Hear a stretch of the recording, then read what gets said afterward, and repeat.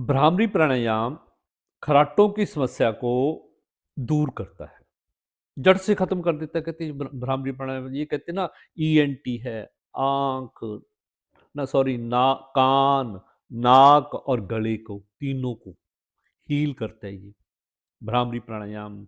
आपने करना क्या है, अपने अंगूठे से अपने दोनों नासिकाओं को बंद कर लें, हमिंग करें, हमिंग, भ्रमरी की आवाज निकालें।